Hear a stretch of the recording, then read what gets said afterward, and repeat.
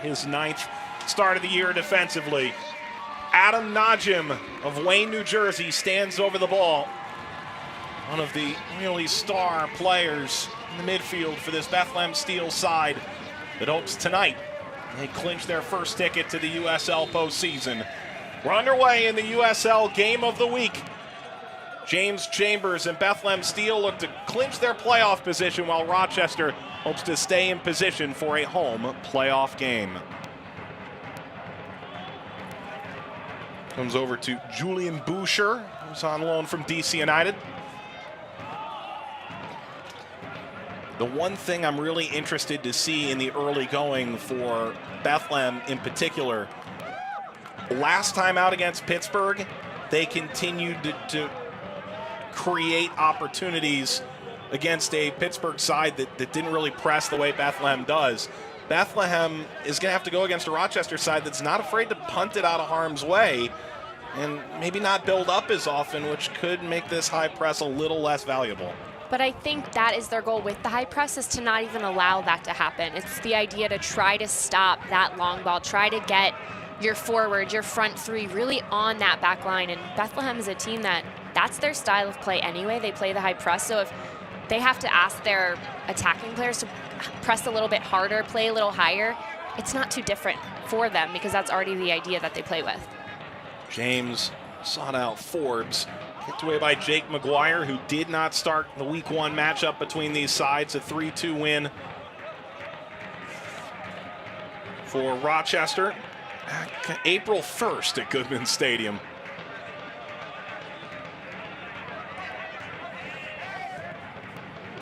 Farrell couldn't complete the switch. Step forward from Felix.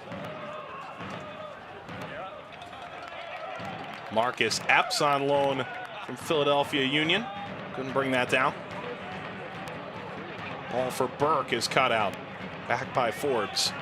One of two holdovers from the 2015 title team in Rochester.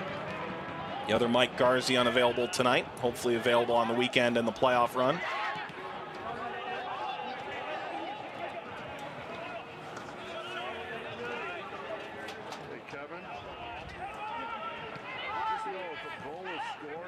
Yarrow for Pellegrino, who's 16 years old and making his second professional start.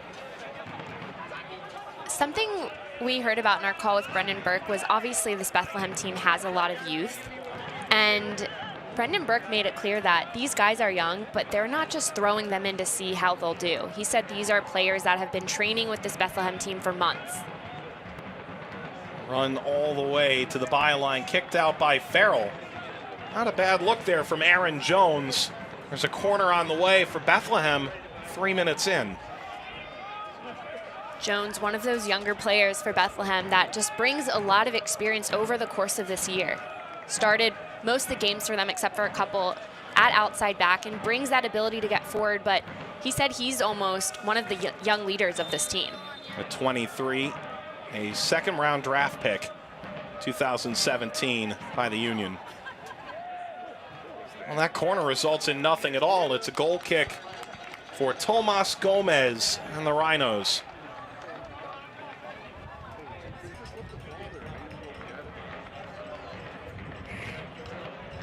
Gomez waited his turn behind Brandon Miller. Won the Golden Gloves last year. 24 years old. Played at Georgetown. He was part of a back line that included Josh Yarrow, the central defender for Bethlehem. Keegan Rosenberry, who was up for Rookie of the Year a couple years ago and has played with Bethlehem at times this year.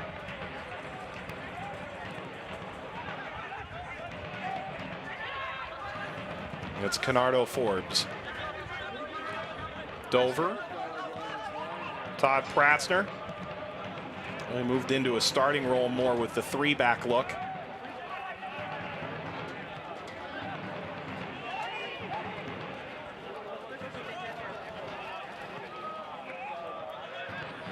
Well, that's dangerous. Burke trying to drive through. Gomez came off his line well. Burke 9 goals on the year, part of a vaunted pair of strikers for Bethlehem. That is part of what Bethlehem is trying to do, draw the center backs out. So whether making them play or making them step a little bit higher to cause mistakes, because obviously Bethlehem presses high. So if they can cause those turnovers in their attacking third, to have a player like Corey Burke running onto that, very dangerous for this Bethlehem team. And they have Suku Kone coming off the bench tonight, coming off a game in which he scored his 10th goal of the season. Epps had his feet swept out by Raymond Lee.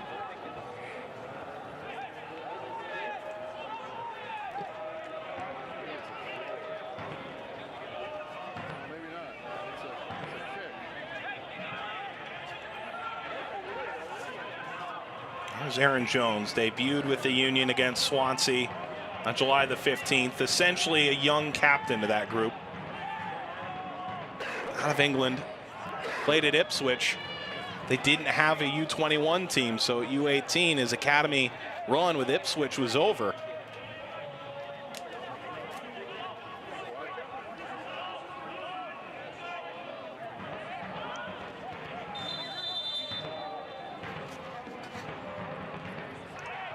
Jones popped into the air. Najim got up to give that a nod. Back for Raymond.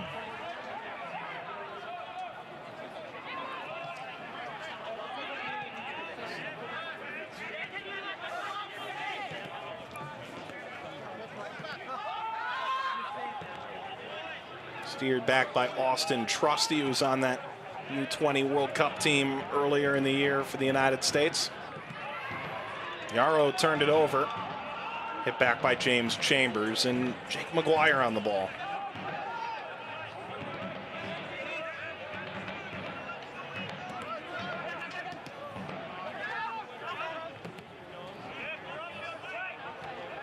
Ball for Burke. A bit of a collision there, but it's pulled down by Farrell.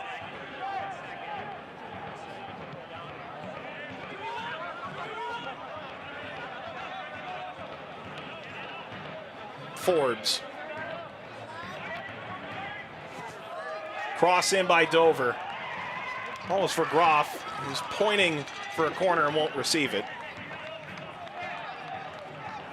Mike, we talk about how these two teams play different styles, which they do at times, but at the end of all of it, it's very similar. You see Rochester building up, getting forward. Bethlehem is so compact, though. So this ball gets through a little, but there's numbers there. It's an easy clearance for Bethlehem. And going the other way, Rochester plays so compact defensively.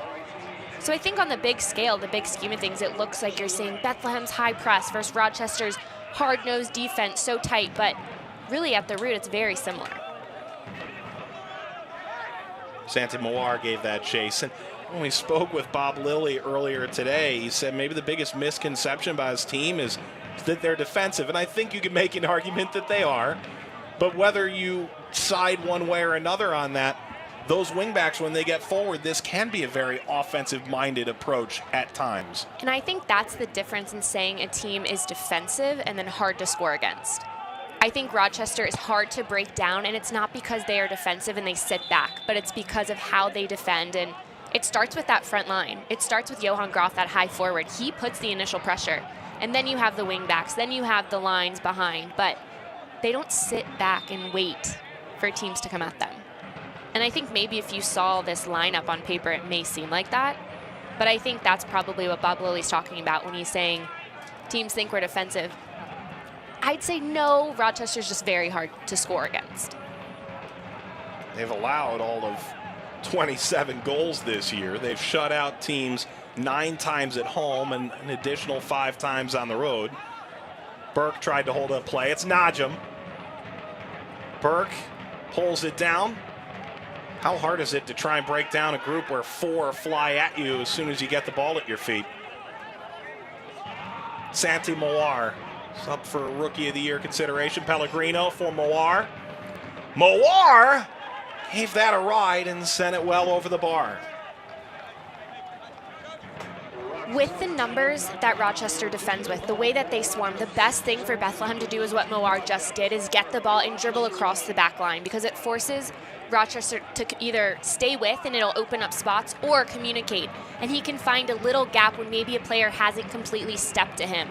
So a really nice job of just being aware. Mohar's a player who wants the ball at his feet and wants to dribble as well.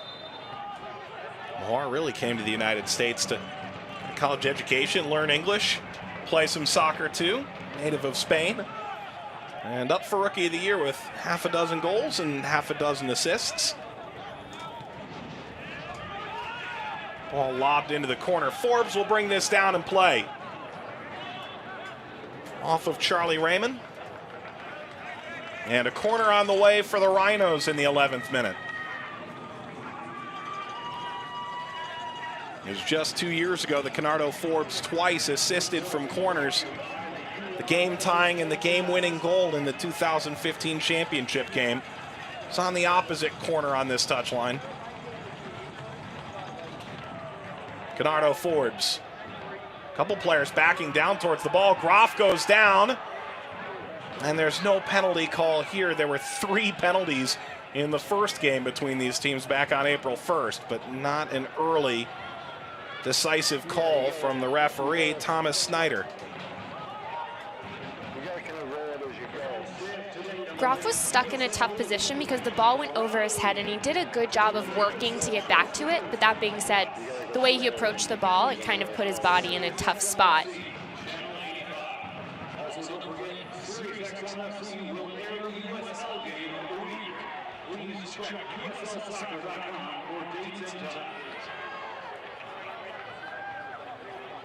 Throw for Lee. Rochester officially in the playoffs. It's been that way for over a week's time now. Bethlehem sitting in 9th, but a win will do it. A draw, not so much, but they could put a little more pressure on, in particular, FC Cincinnati to go get a result at Toronto. Bethlehem coming off a 4-2 win at TFC2. Though that's been no guarantee. Each of the top 3 teams in the East going into last week had either fallen or drawn Toronto on the road in Vaughan, Ontario. That's the discussion point that Brendan Burke had with his team. Hey, teams higher than us in the standings have conceded points in Vaughan to Toronto. And he was so happy with how his team started that game. He said one of the best starts that they've had all season. And it was interesting talking to him. He was just very, I wouldn't say happy about where they are, because obviously every team wants to be in the playoffs at this point, but he said they have nothing to lose coming into this game. He felt confident with this squad, and especially for such a young team, he just felt like they've really grown this season and just gotten so much better and really gelled as a group. We've spoken with Brendan a couple times this year, and I'm taken by how he handles what is, in most positions, an extraordinarily young team. He's focused on creating a system. Different players can fit in and out, but doesn't change the team construct. There's never too much pressure on any one game, even one like this where you get 3 points in Rochester and you're a playoff team. You don't, you might leave it to Sunday.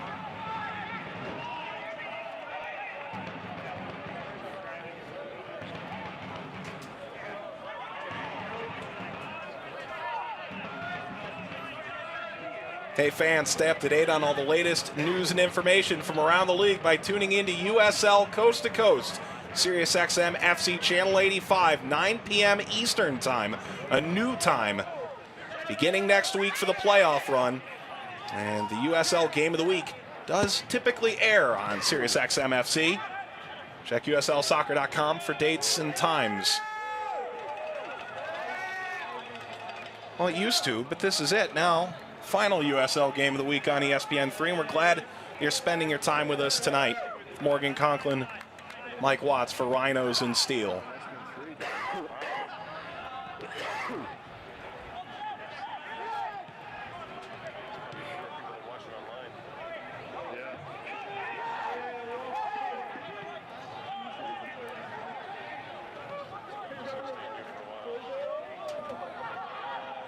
Well, danger created again here by the press of Bethlehem.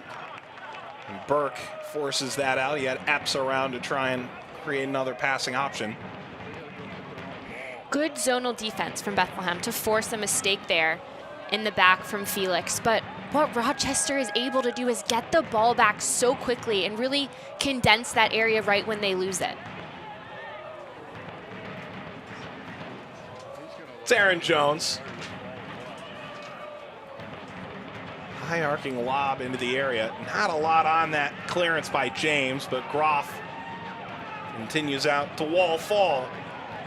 Scored in the Eastern Conference semifinal last year in extra time in the 110th minute against New York. Ended up falling in penalties in a 3-3 matchup, one of the better playoff games the 2016 slate.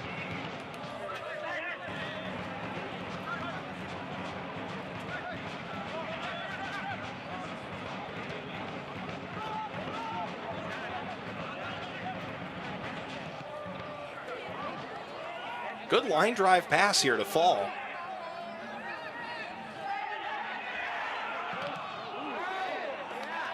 That try from Boucher bounces wide to Lee.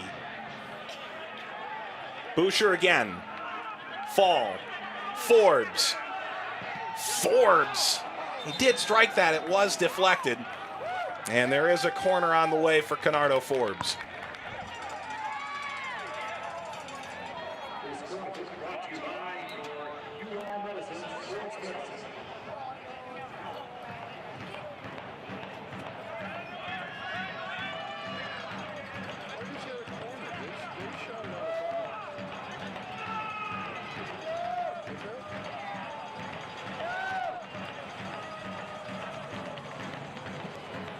Forbes.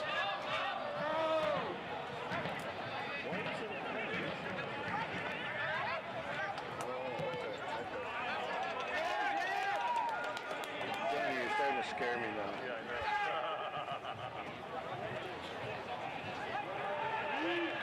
If I could tell you would be concerned with the rules.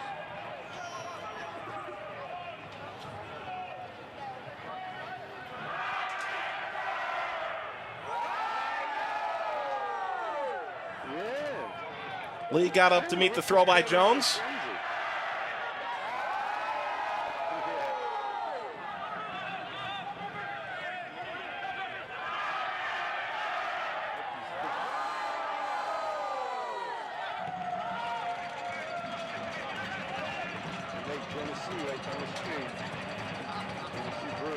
Lee knocks that down.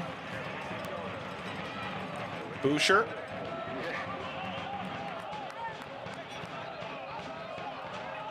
Yarrow steers it back.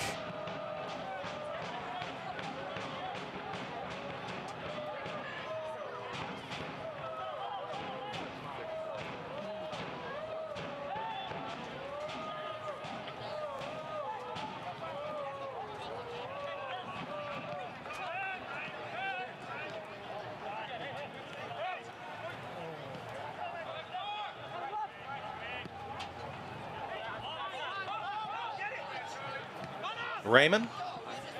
And now Bethlehem taking over with Graf pushing forward. Farrell's got some trouble there with Moar. Head down. There's a bit of a risk there from Pratzner.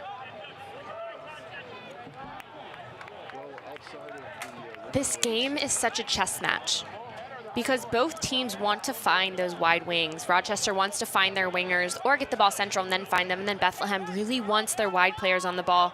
Epps really trying to isolate Moar to see if he can go 1v1, but it's hard to find those players at this point.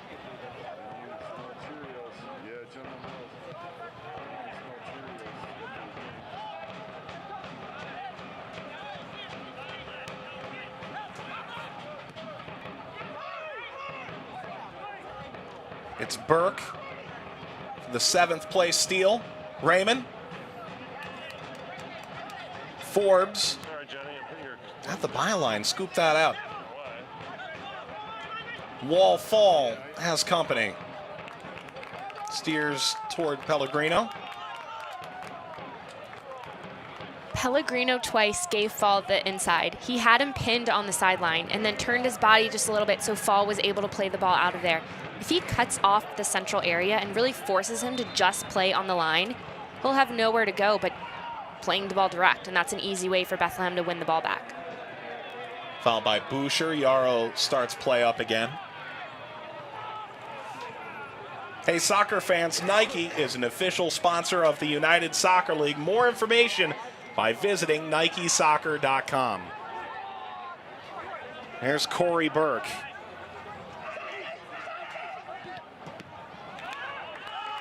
Square ball knocked out. It's Raymond, who came out of Kentucky and played for Reading United.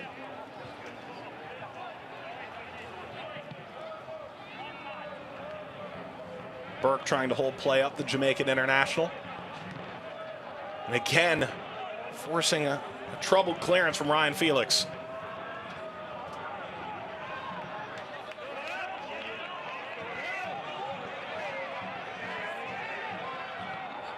Forbes, the turn from fall, he was fouled. It's against Austin Trusty. Rochester was able to play out of this so deep in their half. It was only a couple passes. Fall got the ball, found Forbes, and then back to Fall continuing his run. That's a tackle where Trusty has to get ball there because this is a dangerous position for Rochester. They're in the line where they could put it on frame. Also the runners, the size that they have to try to maybe get on the end of it if they choose to float it in. But that's just a little mental mistake. It has to be a tackle that gets ball from Trusty.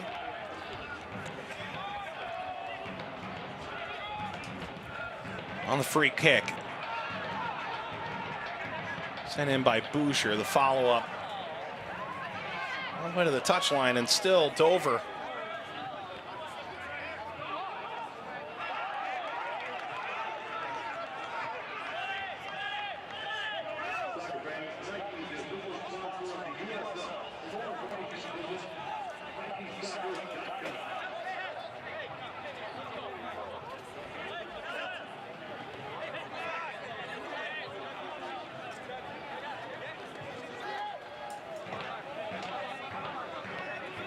Raymond, another throw.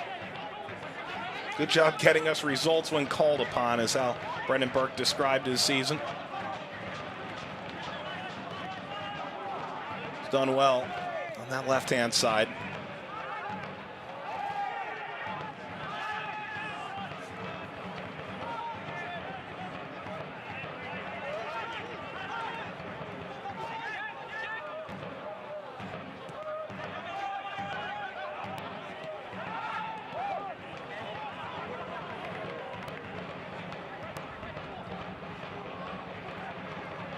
Fall, lazy back pass. Hasn't really been all that crisp from Rochester to this point.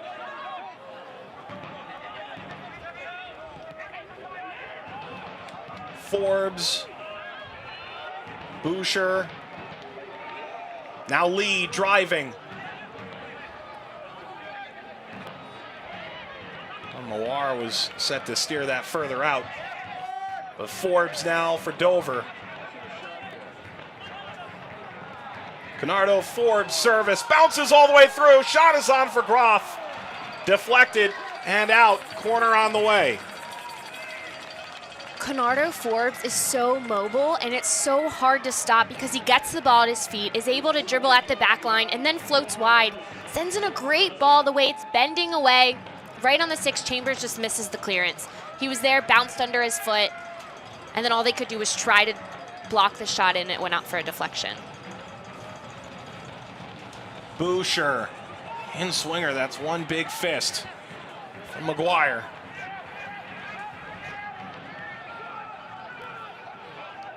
James for Boucher, lifts it back, and well out of play.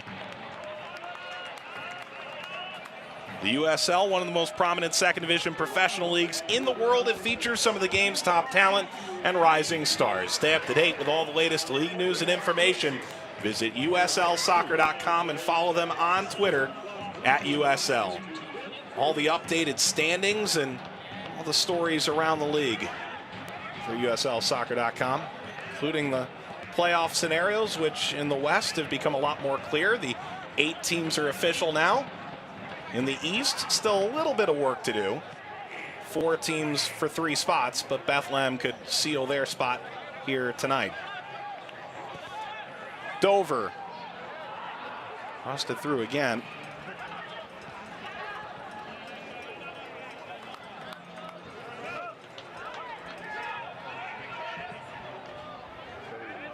Chambers aiming for Mawar. Mawar keeping this still. Santi Mawar cutting it across. Burke looking for options. No one at all around to help.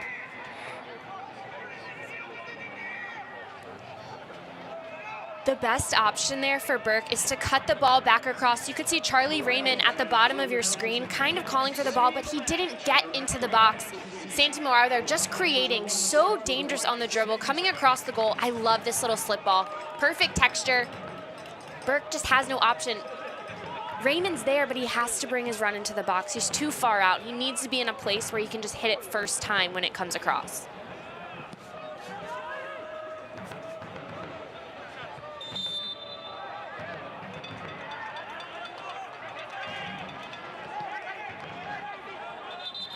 James for Forbes, and this will come back.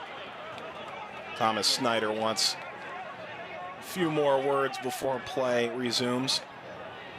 But 26 minutes in, Rhinos and Steel scoreless.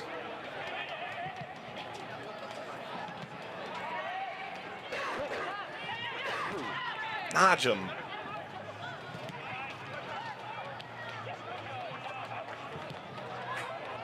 Chambers off the backside of Burke.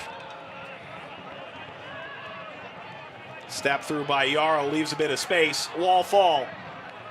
Fall! Dragging the run outside by Forbes. Dover has some room now. Nearing the byline, yanked down by McGuire. I think anybody who thinks that Rochester is a defensive team, if they see the work that these wingers are putting in, they would realize that they are definitely mistaken. Jordan Dover getting forward, but Canardo Forbes creating. Not a bad idea from Fall. Forbes does a great job chasing the ball down, and Dover is where he needs to be able to play this ball into the box.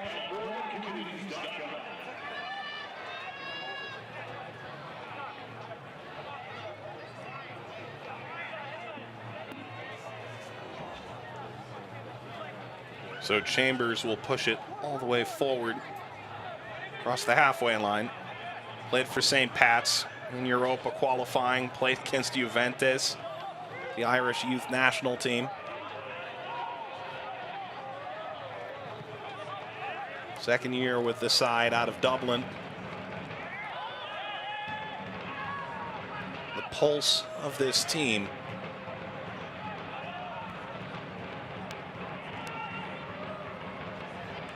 Burke shielded away. That was Joe Farrell. Saw USL last year in his rookie season.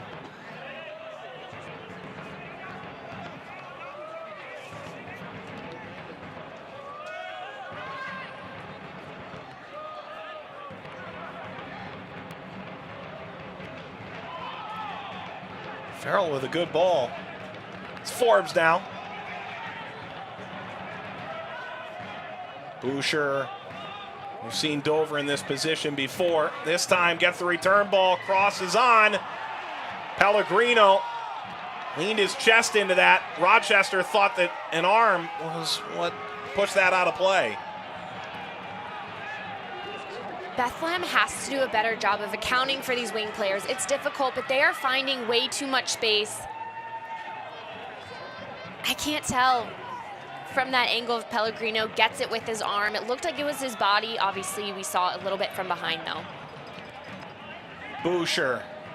Oh, that's right at the goalkeeper, and Johan Graf standing right there with him. Reiterating what I just said, Bethlehem has to do better with those wide players. Jordan Dover has been getting forward, but before that, Canardo Forbes is all over the place. They don't need somebody to man mark him. That doesn't work, especially with how mobile he is, but they need to communicate, move players around to pick up Forbes when he's run, and then also see the second runner getting forward. A player like Dover, a player like James, who are in the supporting roles once Forbes finds his way into the corner.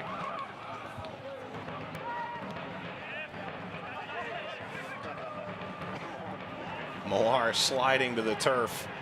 Left that a bit shy. What you see right now, I think, in the differences in these two teams' attacks is, I'll go back to it, Canardo Forbes is the playmaker. He's creating for this Rochester team. Here he comes again. Forbes making his run into the area, that's stabbed away. James. Todd Pratzner. To your point, he's rushing upfield right before that half-hour mark. And he's creating for them, whether it's in the center of the park and dribbling at the back line or movement off the ball and getting to the corner and then laying it off. He's all over the place. Bethlehem on the other end, looking at an attacking midfielder like Adam Najem, he's a good player, but he has been quiet this game, and they don't have that creation, and they're settling for knocking a long ball all the way across, which Rochester has numbers. It's easy to stop that.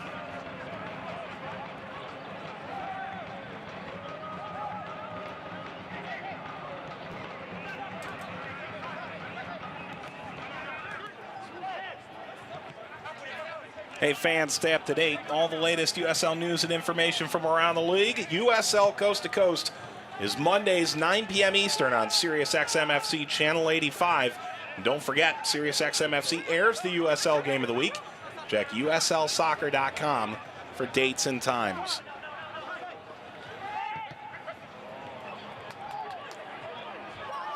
Oh, bit of trouble here.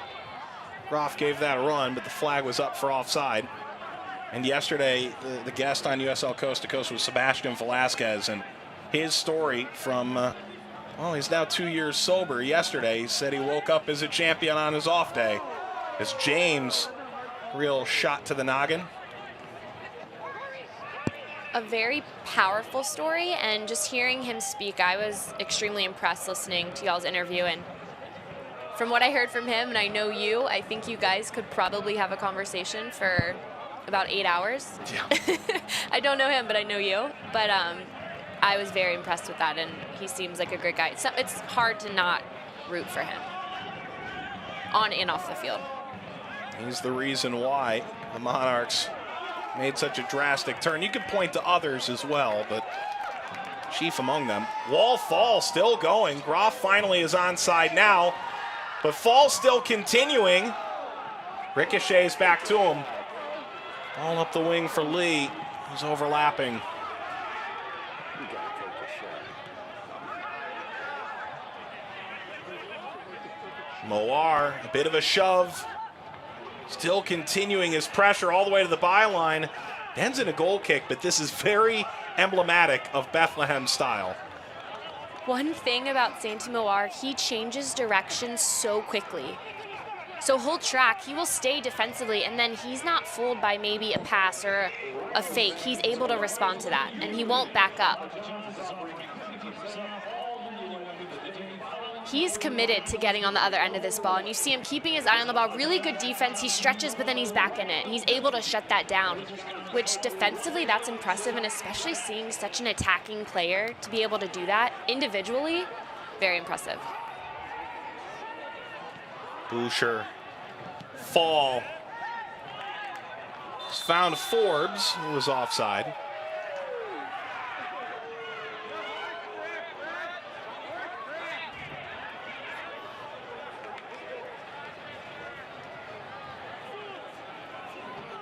Hey, soccer fans, Nike is an official sponsor of the USL.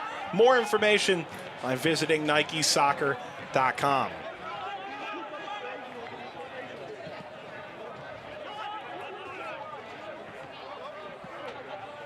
Santi Moar reversing for Raymond. Of course, with the U.S. men's national team playing in Trinidad and Tobago tonight, the superstar of that United States team has a very tight connection to the Rhinos. Christian Pulisic's dad is on the bench as one of the assistant coaches for the Rhinos. Mark Pulisic grew up in the Keystone State.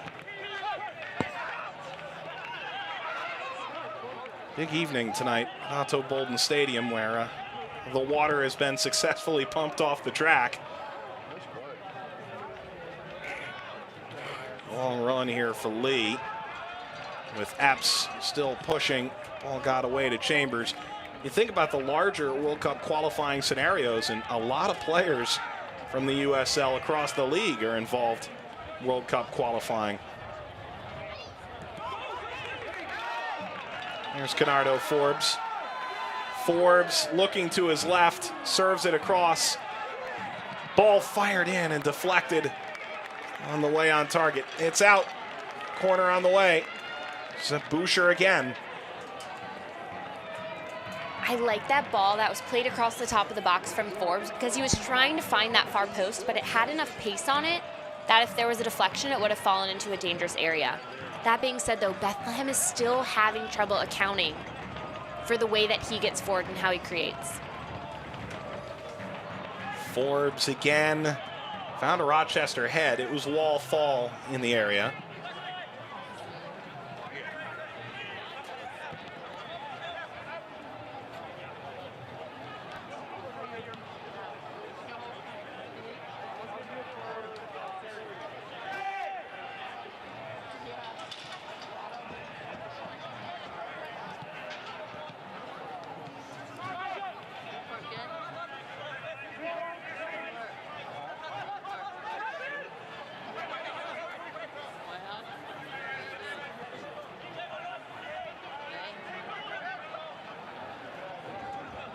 Forbes, part of that 2015 side that lost once the entire season. To Charlotte Square near the midway point. Gomez, Burke charging. Epps, who joined the team in the middle of their road swing. Derek Jones was sent home. Epps was added to the roster after the game in Toronto.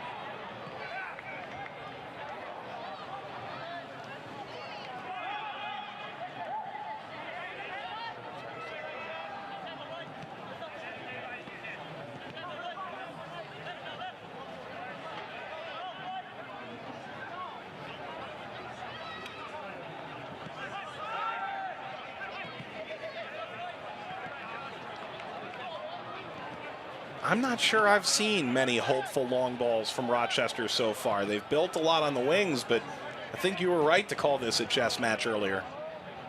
And part of that from Rochester is the movement that they have in the midfield. Those players, the wing players, they move to get the ball because they want the ball at their feet. They don't want it played by. They want to create. Dover gives it to Forbes. Striking the ball into the area. Headed in the net by Graf.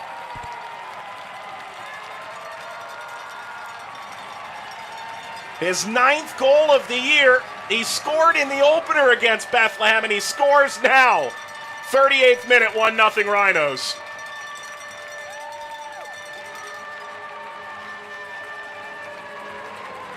Forbes played this ball exactly where it needed to go. He threaded the needle, but before all of that, Graf had his arm up. He wanted the ball to that far post. Before this play even happened, he found the space, and he knew that if that ball was played there, he was going to beat his defender centrally.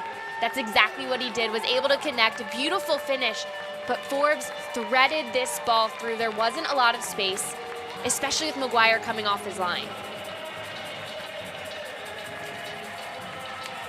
9 goals this year. He scored a game-winning goal in his debut with the club in that 3-2 victory over the Steel back on April 1st. Johan Graf on the board before halftime here tonight. And Forbes adding assist number 5 on the year. I think it goes to the point that Bob Lilly made earlier today. He doesn't have big numbers, but he's so valuable and important to what they do. Dover. Oh, he's a menace. It's Forbes again. Headed out as far as Boucher. Forbes checking back onside. Laying to Dover. Forbes again. Graf looking for a handball. No whistle.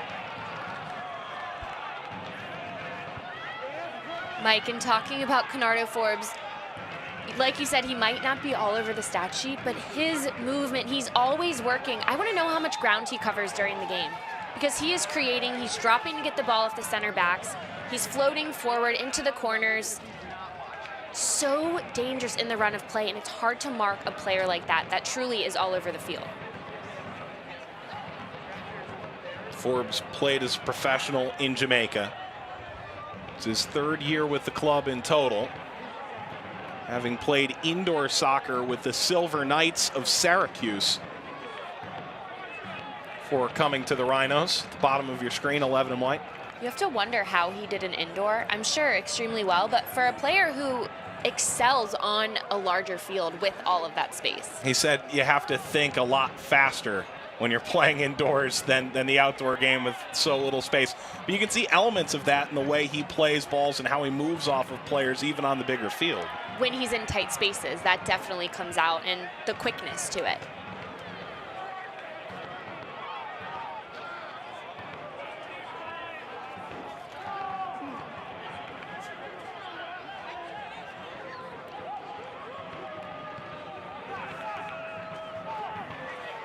Well, the Rhinos have a habit of winning games 1-0 at home. Low scoring tends to be the way it goes, Capelli Sports Stadium.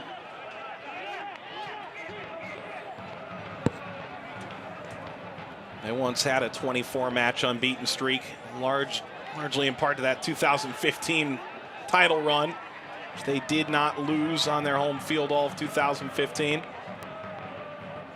Not a lot on that from Felix, but did find Lee. One of the goals of Rochester coming into this game was keeping Bethlehem's attack quiet. And that's what they've done. They've been able to mark up well. They've been able to not give up much space. But also they've been clean, especially through the midfield, because Bethlehem obviously likes to press high. They want to force mistakes, force turnovers, and it hasn't really happened for them. A lot of the time we hear coaches talk about collective as Burke has that bounce right off his forehead. And it's almost lip service. With Rochester, it's very much a legitimate style of play and what Bob Lilly expects and what he gets. Moar, three-player streaking toward him. Pellegrino now. And Mike, going back to that collective comment, as a coach, with the way that this team plays the formation, the style, you have to preach being collective, being all on the same page, but the way that Rochester does and the way they implement that into the game, it's communication, it's covering together, it's getting numbers around the ball. In swinger just over Burke. Really well taken there by Charlie Raymond.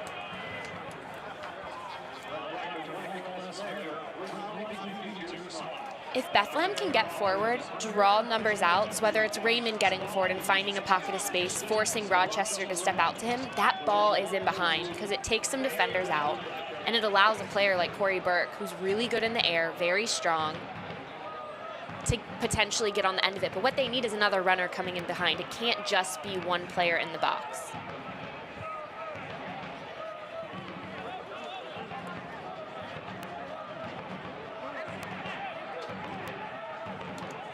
Burke is a marked man much of this evening. In that case, it was Farrell. Kratzner back upfield. Mike, part of the reason for that is Rochester plays with those three central backs. So if Bethlehem really just has Corey Burke higher, they have three forwards, but he's the highest one of them centrally. He's practically marked by three players. So he will be swarmed all night. He's going to have to work harder and find the space, pop out wide, work with his wide midfielders to be able to get free a little bit. The USL is one of the most prominent second division professional leagues in the world. It features some of the game's top talent and rising stars. Stay up to date on all the latest league news and info. Visit USLsoccer.com and follow them on Twitter at USL. So you can see the goal highlight for Rochester's Johan Graf in the 38th minute. With the Rhinos a lead, which so often at home they do not relinquish.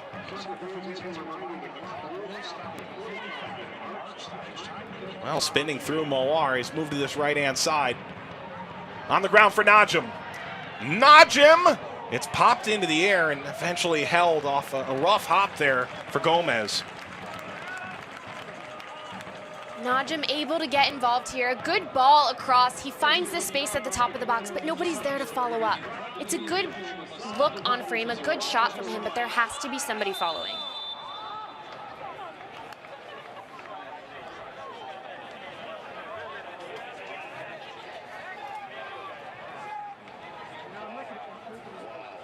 Gomez will trot forward, signed with San Jose.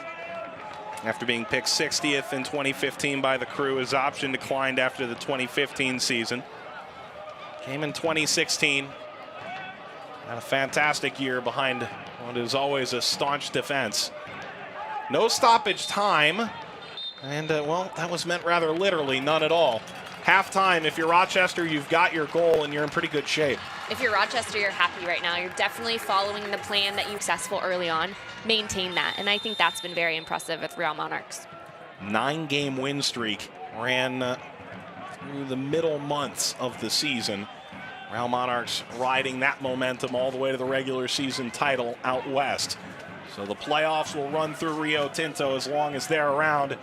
Will the Eastern Conference playoffs have a run through Capelli Sports Stadium? Will Bethlehem be a part of the proceedings? Still to be decided here in the USL game of the week.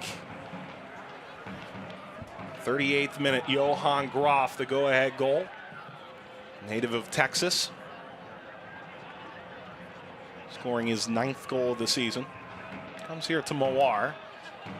And race up this left-hand line for Raymond. For a team in Bethlehem that feels that they have nothing to lose, they have nothing to hold back at this point, I'm interested in how that changes their mentality, their setup in the second half. If they push forward, they obviously want to take advantage of transitions. They want to have numbers forward. They struggled in the first half doing that. So I'm interested in what changes happen to allow them to play how they want to play in the second half.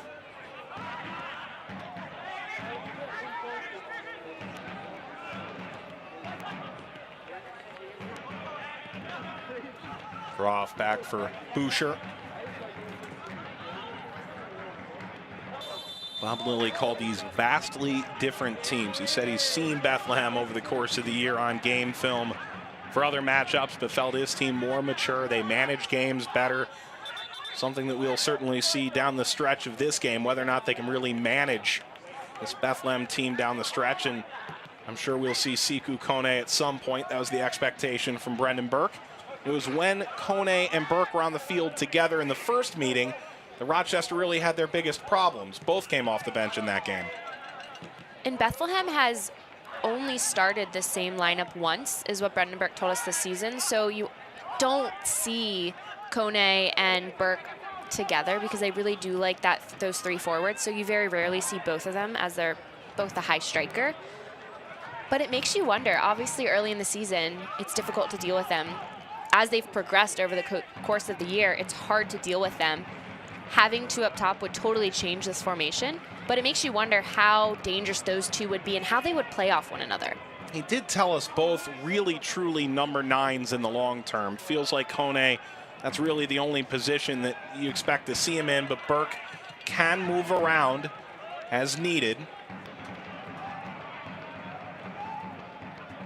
And he felt that this Bethlehem team is better when they have those two when they have either Burke or Kone in, because they can pin back defenders and create space for the wingers. Well, that makes you think if there's two of them, that's two players working. Maybe you drop those wingers back a little bit more into the midfield, but obviously wanting them to get forward. It makes you wonder what would that be like? I think your point earlier in the match that the three center backs, especially Farrell, have all closed down on Burke very quickly. It makes you equally wonder if a second player could alleviate some of that pressure Burke has had to deal with. Ball crossed through. Burke was the target, but it's out in front of him, and Gomez collects. And going back to that, Mike, teams do play with two forwards, so this Rochester team has seen that, but especially talking about Sekou Kone and Corey Burke and what they bring to the game and how they even press defensively and work defensively. It just makes you wonder what would happen against a really strong team who defends with numbers like Rochester.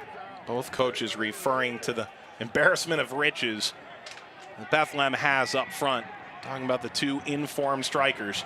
Dover crossing Boucher was beneath McGuire, who caught that.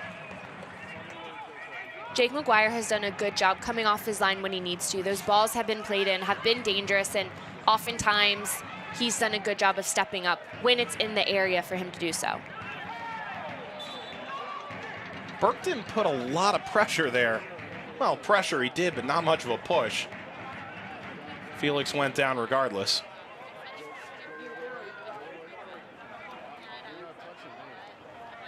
Felix had a really good preseason camp, played 2 years for Orange County. Has the same agent as the backup goalkeeper, Daniel Lind. Been with Rochester now for a couple years.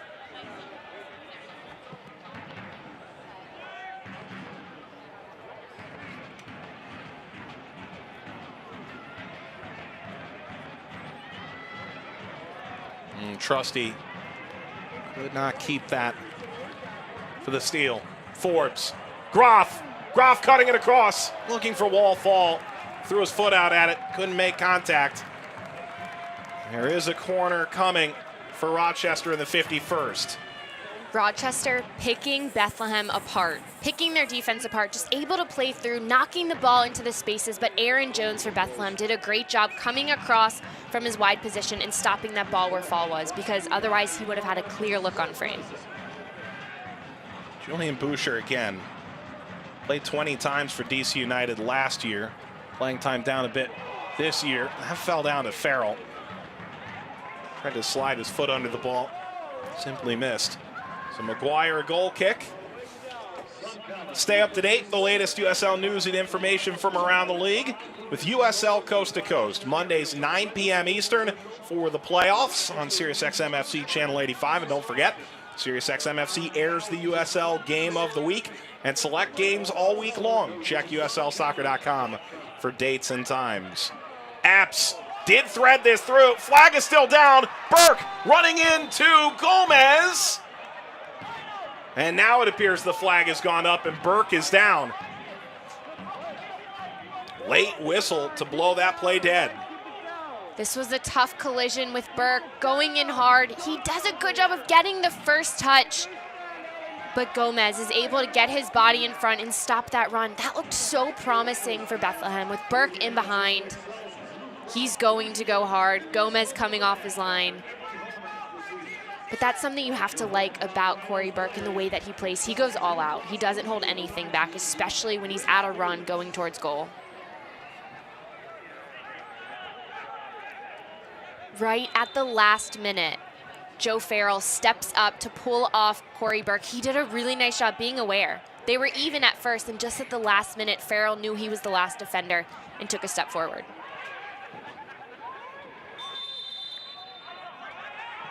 Whistle blows there. Well, it's that back three that has to work together.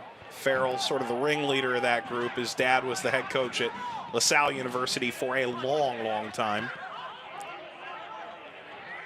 Plays well beyond his years, and then Pratzner and Felix on either side.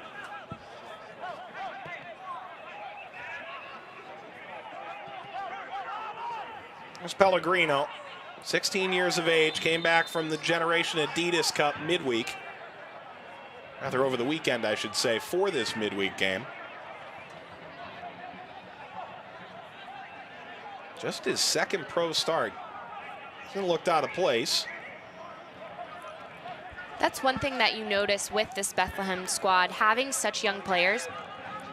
They don't look as young as they are, and I think that goes back to what Brendan Burke told us, is that these players have been training with the team for months. It's not like he's throwing them to the wolves, and it shows that they're comfortable at this level, playing with their team as well. There's chemistry already, which you wouldn't really expect from such a young player. And I'm not saying that Michael Pellegrino exactly is wearing 5 o'clock shadow right now, but he is well built for the professional game. Sometimes you see younger players and they just look like they aren't quite ready to compete with professionals. Not really the case for him.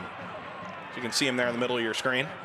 And you see that amongst most of the younger players that Bethlehem brings up, because I'm always impressed, not surprised, but impressed when I see these young guys playing in the midfield next to someone like James Chambers and not really sticking out. It doesn't look like they don't belong. And I think that says a lot to Brendan Burke and what he does in bringing these guys in and having them train with the squad. Lateral run. Picking out Lee.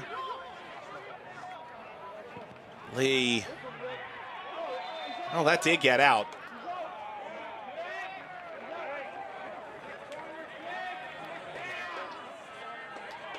The defense of Jones. Boucher walking it off toward the corner. Bethlehem numbers 2 through 33 are Union players that are on loan. 36 to 49 are typically Bethlehem signed players, and then anything above that is from the Union Academy, which is really now beginning to produce significant dividends to the USL, according to Brendan Burke. Boucher crossed that, followed up by Dover. James couldn't send that through the jungle. Ricochet out, Moar collecting. Moar trying to outrun. There's contact advantage, it appeared, was played, and now there's no question at all. It'll come back. There's no quick ball to be played for Bethlehem. One of the first times, especially lately, Bethlehem has been able to find Santi Moar with the ball at his feet when he has space. Yes, he has a player on him, but he's good 1v1. He's able to create the space when he has a player, but he had room to run. That's something that they'd been wanting to do coming into this game. Struggled with it early, but the way that they said is, we want to find Moar on an island. We want him alone with a defender because we know that he can get him behind. And you see what he did there. Rochester's forced to bring him down because they can't stop him. Free kick to the steal. Burke was in the area. Tipped aside by Trusty. 3 players converging, and the ball finally broken loose by Wall Fall.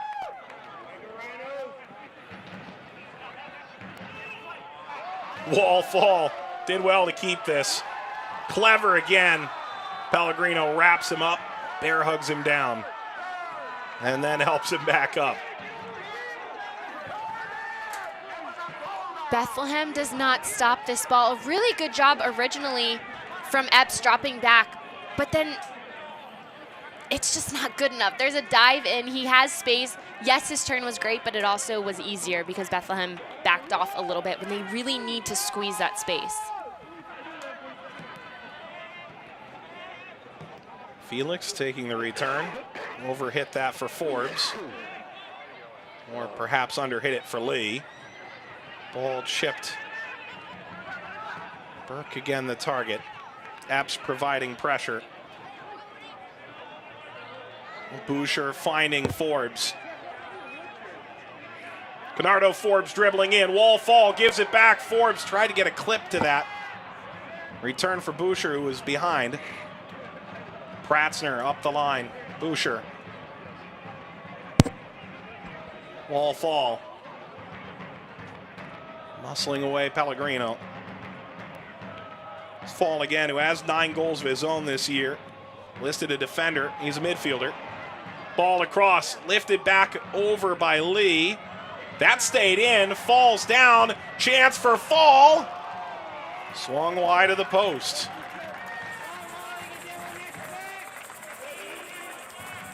Rochester sends numbers forward and they keep them around the ball. They keep the pressure on. Bethlehem isn't able to account for that. The ball goes back to the corner and then it recycles around. It finally finds Fall. Gets a pretty good contact with the ball to try to find that far post. 58th going on the 59th minute. Capelli Sports Stadium, where Rochester has lost twice all year. One of the best defenses in the league yet again. Bethlehem Steel on the road. They have a belief they can win on the road. They've gone 6 unbeaten. Much better than their finish to the 2016 season, which they finished with 8 losses, 4 draws down the stretch. Coach Burke telling us they're more experienced from a staff perspective, from a player perspective, despite another influx of youth. Feeling that they can make a playoff run. All they need is 1 win in their last 2, or some help elsewhere to assure their position in the USL Cup playoffs. Turned over. Najim. Najim still. And he gets that out of space, but he was fouled. Farrell had stepped forward and was running the other way.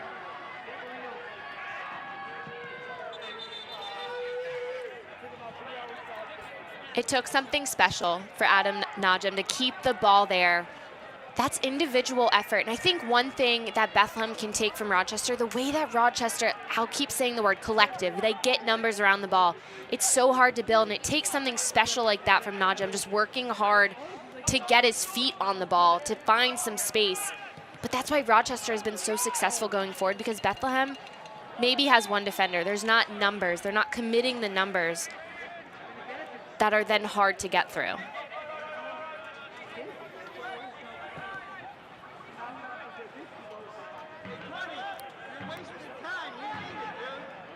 Forbes sent away at the halfway line by Chambers. Burke trying to take advantage of the heavy touch by Farrell. Burke is by Farrell now.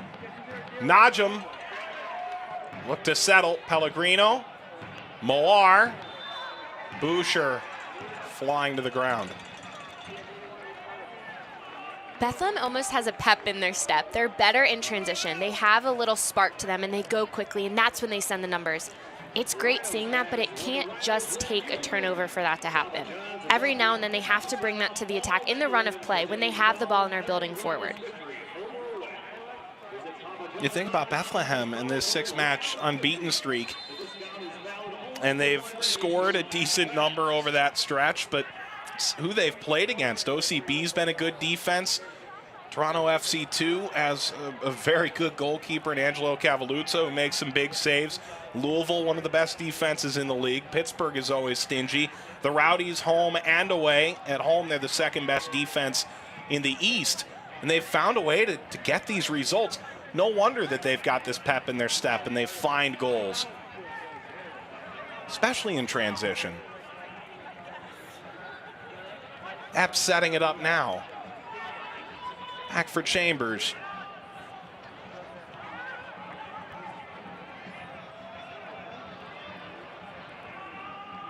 Trusty and Raymond getting it further. Moar. Oh, that's a diving header to keep it out. Graf will come into nowhere and pick that up. And you just saw a little glimpse of it, the way that Bethlehem was passing the ball, snapping it around. They had an idea with what they wanted to do with it. They committed the numbers, but then it's a turnover, and there still has not been pressure on the ball yet. Well, that's a good step by Yarrow. You know, the more I watch these two teams, the more I realize that there are teams with a lot more goals scored than them that aren't nearly as dynamic in midfield with their off-ball movement. And we see a lot of teams, we call a lot of games together, and you know that one of the things I love is the movement off the ball, because that's what creates space. That's what creates opportunities, and that's what's hard to defend. When a player is moving and creating space for their teammates to run into, whatever you want to call it, but I love seeing that. And it really takes dynamic teams to do that. And here we are seeing two that do that, and obviously Rochester has been a little bit more successful, at least with their movement, because it's been higher up the field. It just feels there's times where you're watching a game of checkers and this is a game of chess. There is a little bit more mentality to this than some of the higher scoring games you might see. Burke dispossessed, and again it's Farrell closing down. Hey, soccer fans, Nike is an official sponsor of the United Soccer League. More information by checking NikeSoccer.com.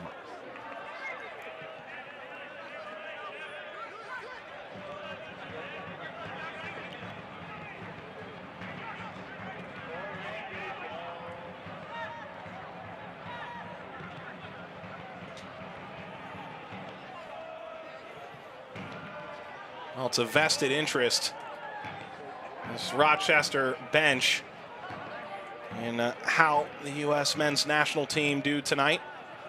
Not off to the best of starts with Trinidad. Christian Pulisic's dad coaching with the Rhinos. If you watch the 60-minute piece on the young American, as they call him, you would see some images, some B-roll of the Rochester Rhinos being coached by Mark Pulisic. The one thing I took away from that more than anything is he goes, Christian didn't play on 3 different club teams. He practiced twice a week, then he played on the weekends, and that was enough. He kind of worked on his own talent in his own right, and he never lost a passion for the game that sometimes playing a bit too much can do. There's a change on the way for Bethlehem. It's Siku Kone. Sometimes if you ask, you'll receive. We've been saying we want to see how Corey Burke and Kone do together. How are they going to interchange? How will this maybe change the formation or just the style of play that Bethlehem brings? And I think bringing in Sekou Kone, we knew he wasn't going to start tonight, played a lot of minutes against Toronto, but he can bring a spark. Marcus Epps will come out. He scored at the start of October for the Union against the Seattle Sounders in Major League Soccer, on loan here tonight.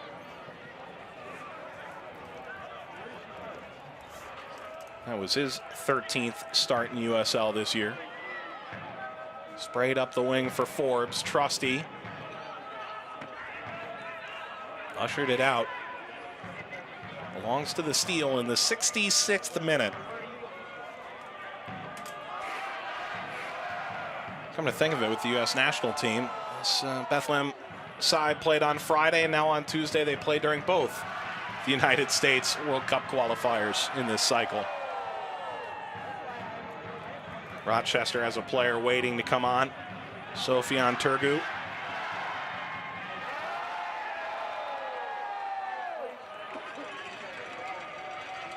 So play will stop to allow Julian Boucher to check out.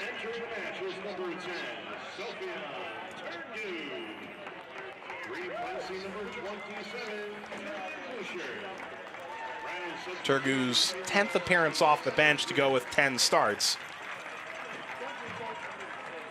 Midfielder from France replaces the midfielder from Germany.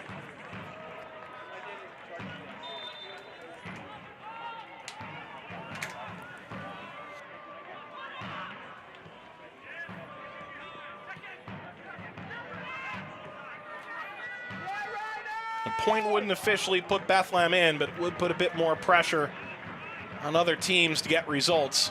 It was sort of the rallying cry for Brendan Burke last week in Toronto. Let's put pressure on others. Contact for Burke, and he really didn't ever look for the call either. I think that's Sekou Kone who had just checked in. Fans, stay up to date on the latest USL news and information from around the league.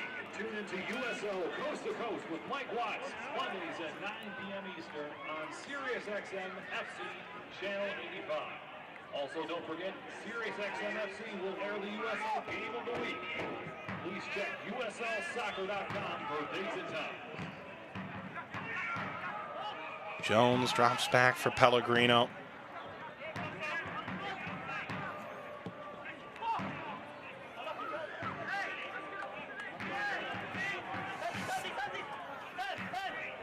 United Soccer League is one of the most prominent second division professional leagues in the world. It features some of the game's top talent, rising stars. Stay up to date, all the latest league news and information by visiting USLsoccer.com and follow them on the Twitter at USL. Jake Edwards, president of the league, had quoted in an article from Brian Strauss about Division II sanctioning for next year. The league has put their application through with 0 waivers for next year. It's a fascinating article about the sanctioning side of it all, worth your eyes and attention, from Brian Strauss over at Sports Illustrated.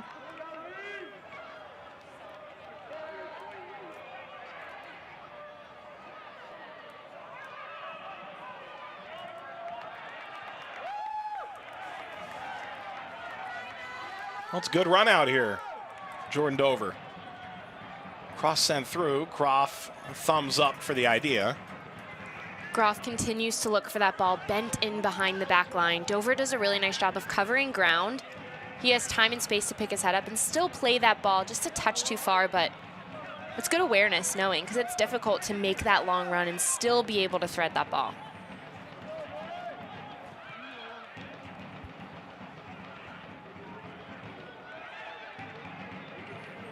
Burke cycling back for the ball. He's a bit more withdrawn now with Kone to his left. Burke making the run out of midfield.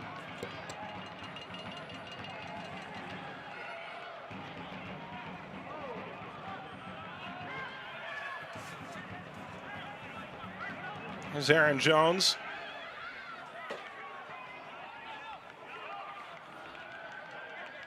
Chambers for Santi Moar. Jones again out of Clemson.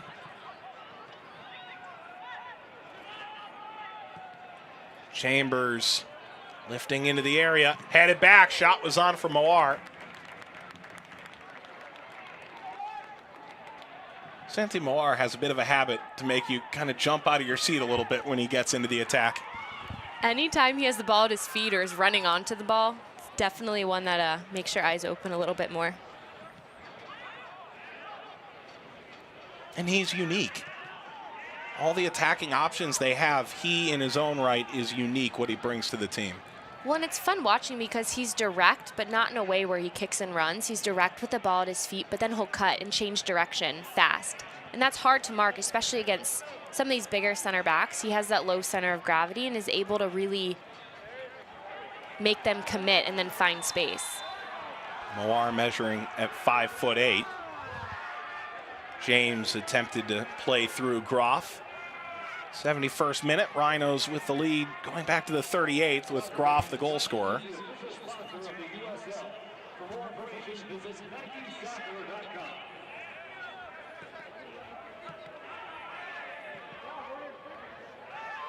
I think the plan for Bethlehem coming in was to have Moar get behind those wingbacks, and those wingbacks have done a pretty good job of filling the space that they do at times leave Dover and Lee.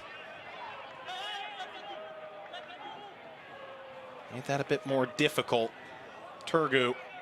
There's Lee, that left-hand wingback. Turgu dispossessed, and Lee racing back the other way. And Moar was fouled. I think Moar thought that was worthy of a yellow card. Well, that's a picture that's worth 1,000 words. My face doesn't look exactly like Moar's did in that moment, but I'm on the same page. I think that should be a yellow card for sure. He was being hounded all the way by. He's so hard to stop, and you see Lee just doing his best, grabbing, pulling him, finally taking him down. But that's one where if Moar is past Lee, if he's not being grabbed like that, he's attacking that space. He's getting forward. He's looking to connect with Kone. He'll have Burke in the attack. So that one didn't come off, but I think we know Bethlehem's trying to find Kone, and if he can find space, especially with the substitution that was made, bringing in Kone, I think that can be really dangerous. Najum, Chambers, that got high. Chambers throwing his foot out at it. Lee spun around and dealt upfield. It's Turgu off into space. And now Forbes. Couple cuts and drives on the inside of Pellegrino. Turgu comes to wall fault, chips it across. Graf, Johan Graf. He's off for James. His first look was wide, now wall fault. They have a go instead. Lee crossing, and there's McGuire with Graf entering the 6-yard box. I would like to see Bethlehem step out a little bit more and put pressure on Rochester, especially when they're at the top of the box. That being said, though, I see why they dropped off, because they wanted to make it difficult, knowing that Rochester was probably going to try to build and connect there and then send a ball in. So I see what they're doing, but I would rather see pressure on the ball and not allow Rochester to play wherever they want. James shifting right. Dover returns. That a bit more direct without anybody in the area.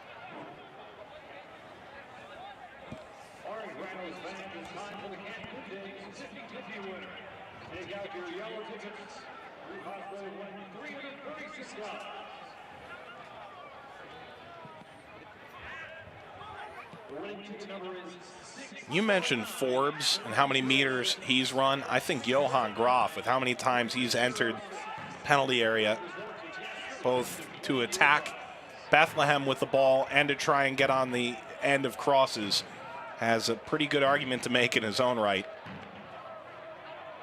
Well, it's Forbes continuing still. Burke fighting out in front of him.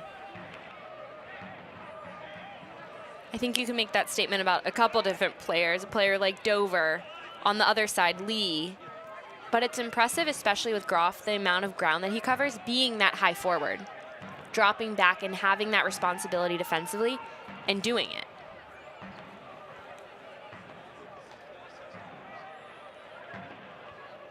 Dover. Turgu. Well, it was dummied. Graf continued his run across, pulled a few defenders with him. Forbes really stuck in.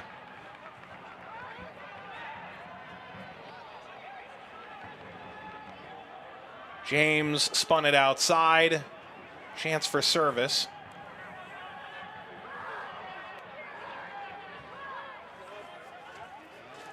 Sergio Campbell waiting to come on. Very defensive-minded move, could be on the way. Service across for Turgu. McGuire pulling that back from behind him. Hey fans, stay up to date on the latest USL news and information from around the league. Tune into USL Coast to Coast. It's Mondays at 9 p.m. Eastern during the playoffs on SiriusXM FC Channel 85. Don't forget, SiriusXM FC airs the USL Game of the Week. Select games all week long. Check USLsoccer.com for dates and times. Mike, I heard you had a great show 2 weeks ago. Yeah, there was a fantastic up-and-coming analyst who really brought her intelligence and high soccer IQ to the show. Really raised the level of conversation, I think. I can't tell if you're making me blush or being sarcastic. I'm not sure how to take that. It's entirely up to you. Up to the imagination. It's enough for Raymond Lee. Sergio Campbell will come on. We did talk about this Rochester team, though,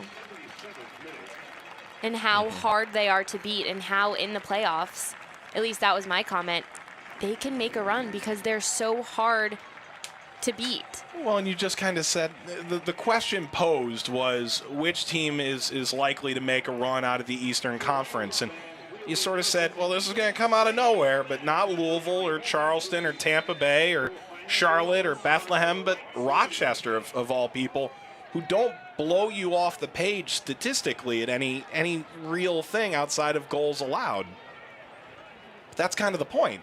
Exactly. It's one of those teams that didn't sneak into the playoffs, but may sneak into late in the playoffs just because of, I think, the collective fact goes so far, especially in terms of playoffs when if you lose, you're done, one and done.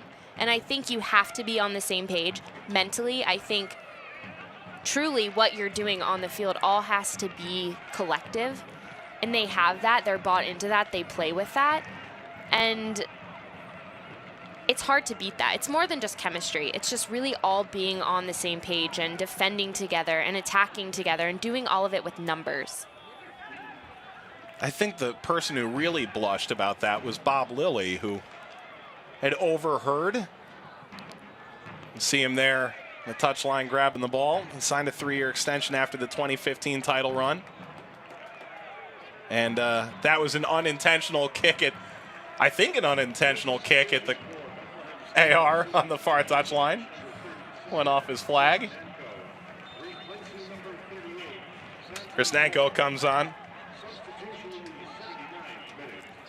Mike, going back to that conversation about Rochester, I want to see them in a playoff atmosphere against a team like Louisville, against a team like Charleston. Teams who have been very successful all year and have that high-powered midfield offense getting forward, strong, deep teams. Really, I want to see how these matchups change in the postseason. They just obviously they have a different feel to them, and I'm interested in seeing that, and especially against a team that's really hard to beat, and they're all bought in on the same page. I think that goes really far when you have to be successful that late in the season. And Bob Lilly did call this, in his mind, essentially a playoff game. 1-0 is how this game likely goes in the playoffs one way or another if Rochester plays the style that they want to play. Jones, ball headed across with some good pace. Nanko giving chase. Jones will throw this in.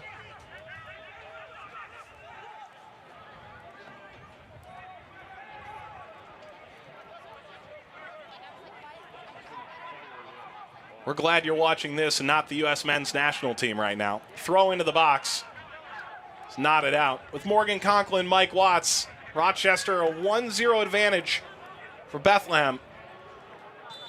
With a USL Cup playoff spot on the line for the Steel and a potential home game on the line for the Rhinos. Bethlehem, Rochester will both play again on the weekend in pursuit of those objectives.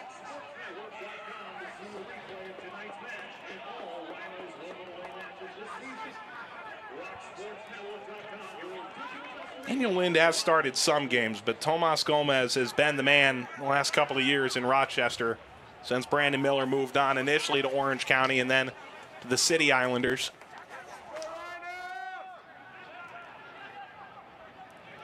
There is an element of plug and play with goalkeepers in Rochester historically. Kone tried to go up the left-hand side, and a chance now for the Rhinos to counter into space. One thing that Bob Lilly told us on our call, he said his team is not reactive. They anticipate, they make the first move, and I think that's something that we're seeing right now in terms of winning 50-50 balls and just being a step ahead. And you see a Bethlehem player check, but there's one, at least one, maybe two, maybe three Rochester players around. They anticipate, and then they move to that. And I think that's a difference maker, especially in stopping Bethlehem's chances that they've had.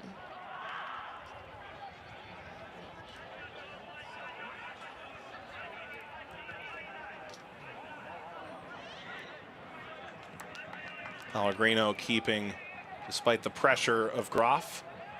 Graf ran right up to the side of Jones and now Chambers. Still a lot of time left. Ball across for Kone. Got all the way through. Nanko, a heavy touch. Stepping forward, Jones. And now Farrell sweeps it away. Good run up that left-hand side and service just missed from Burke. Now James leading Forbes.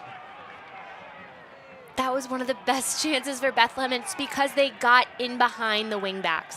That's something that they wanted to do all game, but they got behind and had a clean look behind them.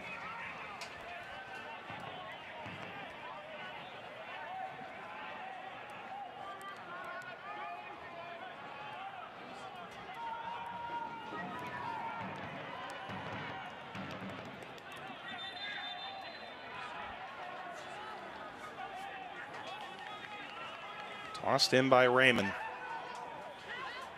Held by Yarrow.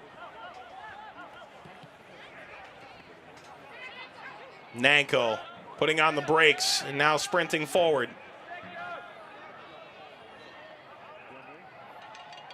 He's been called a bullet off the bench for Bethlehem this year. In this case, commits a foul near the end line. Out of Syracuse.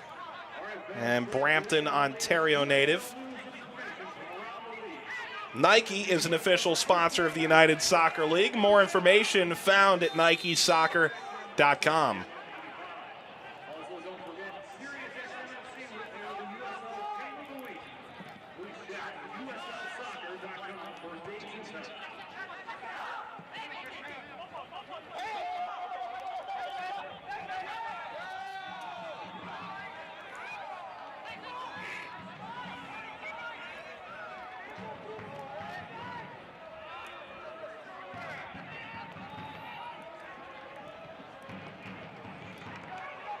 Comes through for Kone, but forgot something in his turn toward net.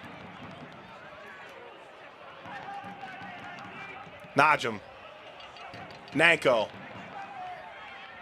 Nanko attempted to get that to the left-hand side of the box.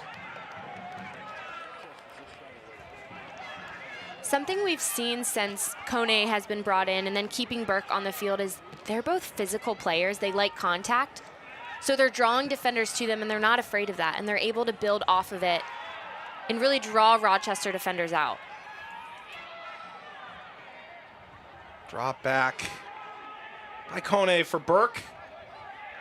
Did that get over the byline? Well, it's a throw in the end. Bethlehem getting a bit closer of late.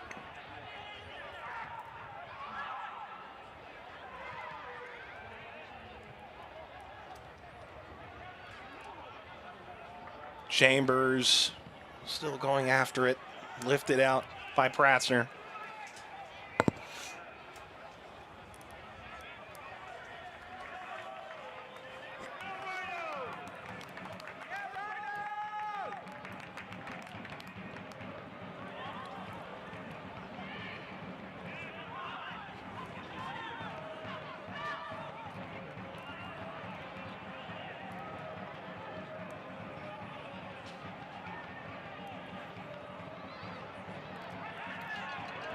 Burke was on his way in. James.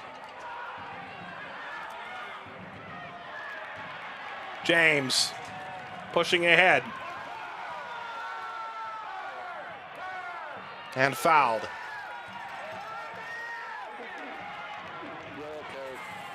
Well, we haven't seen many of these so far tonight.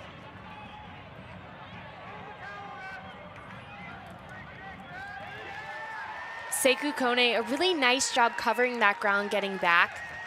A little tug, but the issue with that from Bethlehem, he has to track so far because when they lost the ball, they were in their attacking half, but the second line of pressure wasn't there. Everyone was forward. There was too much of a gap between the defense and the attackers. And at that point, with Rochester dribbling at them, the Bethlehem defense is going to continue to drop, so nobody was there to put pressure, and it forced Kone to work hard and make that tackle coming back. Wall fall is done. Notably the cousin of Jermaine Jones. Came over from Germany's 4th division and is the primary penalty taker, but also key in the midfield with Canardo Forbes. A little bit quieter than Forbes tonight.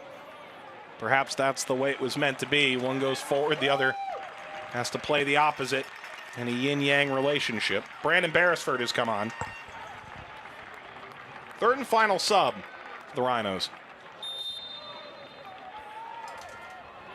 Sekou Kone, his 10th goal last time out against Toronto. Yellow card here tonight. Hugging every coach on the bench on the way down. 10 was the goal. He's reached that. There's other goals still to be achieved for the Steel.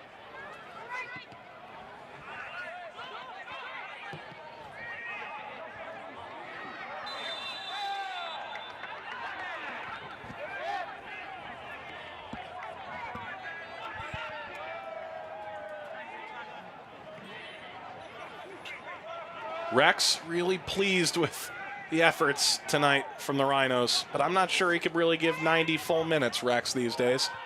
Hey, earlier in the first half, Rex didn't agree with one of the calls from our ref, and he made it known. Ball across. Oh, Forbes nearly threaded it again. He's wearing the right jersey tonight, Rex. Rex could head on out there and try and be the 12th man. I'd pay to watch that. What position do you think Rex is? Goalkeeper. I hope so. Can cover up most of the goal. It's a good run here from Turgu. Sets up Graf. Graf cutting back.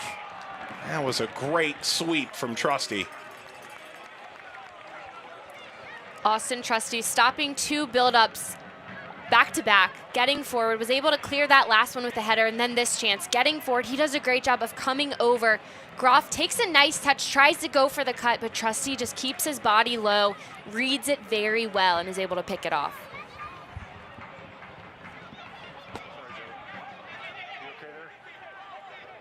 Throw to Rochester.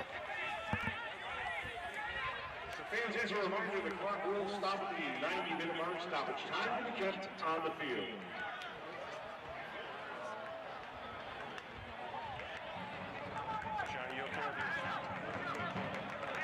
This Rochester roster. A lot of time to gel. A lot of new faces. Only 2 remain from 2 years ago. Bob Lilly again has his team in position to host Pele Sports Stadium with another result on the weekend. A young Bethlehem team, but Bob Lilly making note that a lot of these faces that Bethlehem does have starting tonight are very familiar over these last couple of years. Both teams still in good position, have all their goals in front of them. And the playoffs start on October 20th. Campbell put his head to that. Beresford, 3 minutes of stoppage time.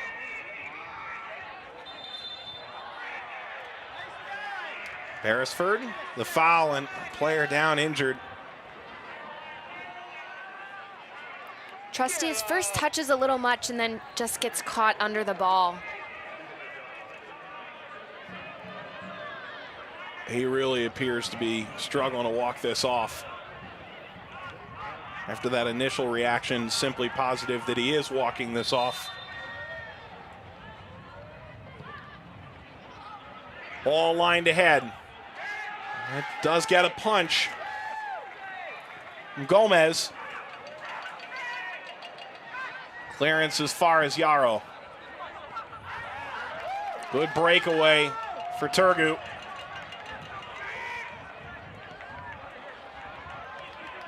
Turgu has a couple of options.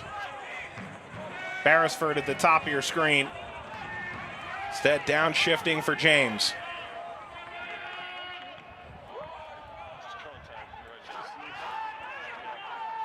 Oh, Rex looks none too happy about that. Goal kick to McGuire halfway through stoppage time.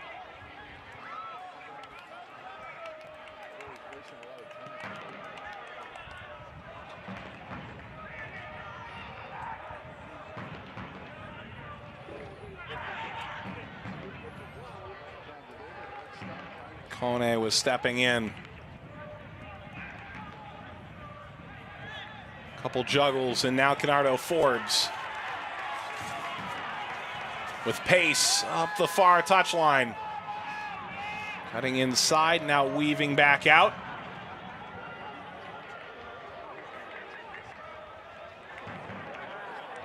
Beresford went through the legs of Trusty.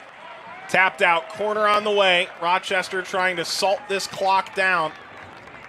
About 45 seconds plus to play.